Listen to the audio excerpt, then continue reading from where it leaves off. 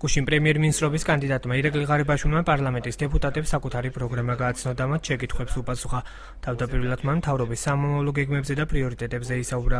სამწუთიანი მოხსენების დროს ღარიბაშვილმა განაცხადა, რომ ხელს შეუწყობს თვითმმართველობის ფუნქციების გაზრდას. მრავალპარტიული პოლიტიკური სისტემის განვითარებას შეეცდება უმუშევრობისა და სიღარიბის დაძლევას, მსხვილი და საშუალო ბიზნესის განვითარებას, შეისწავლის ელიტარული კორუფციის მასშტაბებს და ეფექტურად შეეცდება მის გამოსწორებას. მთავრობის პრიორიტეტია ძლიერი, ეფექტიანი დემოკრატიული ინსტიტუტების მშენებლობა, იმისათვის რომ დემოკრატიულ რეფორმებმა შეუცვლელი ხასიათი მიიღოს და განახორციელდეს ფართო მასშტაბიანი რეფორმები, მთავრობა საზოგადოების აქტიური მონაწილეობით გაატარებს საკონსტიტუციო რეფორმას.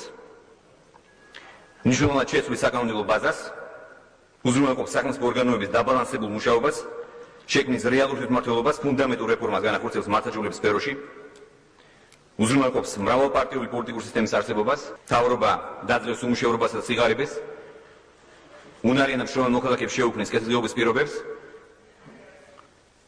ამიტომაც იგი განავითარებს სრულ და საშუალო ბიზნესს და სოფლის მეურნეობას. პრემიერ-მინისტრობის კანდიდატის განმარტებით მთავრობა მედიის მიმართულებით ეფექტურ მუშაობას აპირებს. ირაკლი ღარიბაშვილი ამბობს, რომ ქვეყანაში სარეკლამო ბაზრის დემონოპოლიზაციას გეგმავს. მთავრობა უზრუნველყოფს ტელევიზიების ციფრულ მაუწყებლობაზე გადასვლასაც. თუ გადაიდგა ძალიან მნიშვნელოვანი ნაბიჯები მედიის დამოუკიდებლობის უზრუნველსაყოფად და მთავრობა აგრძელებს ეფექტიან მუშაობას ამ მიმართულებით.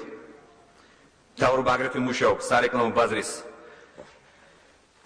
სრული დემონოპოლიზაციისთვის. უზრუნველყოფილი იქნება საეთერო მაუწყებლობის სწრაფი და უმტკივნეულო გადასვლა ციფრულ პლატფორმაზე. ირაკლი ღარიბაშვილმა მოხსენების შემდეგ საპარლამენტო უმცირესობის შეკითხვებს უპასუხა. ნაციონალური მოძრაობის წევრები ღარიბაშვილის მიერ წარდგენილი შინაგან საქმეთა მინისტრობის კანდიდატითა და ძალოვანი უწყებების სამოვალო გეგმებით დაინტერესდნენ. ალექსანდრე ჭიკაიძემ შეკითხვებს მოკლედ უპასუხა.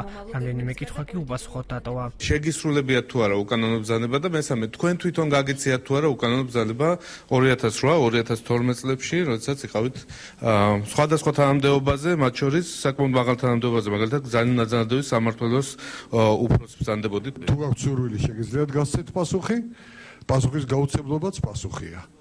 ასე რომ თქვენი გადასაწყვეტია. ოროსნობა ქვია ამას, როდესაც პასუხს არ ცემენ დასმულ კითხვას. დიდი მადლობა. ბევრი ოროსანი მახსოვს თქვენ ხელისუფლებაში. ირაკლი ღარიბაშვილმა გუშინ საქართველოს პარლამენტში თანაგუნდელების შეკითხვებსაც უპასუხა.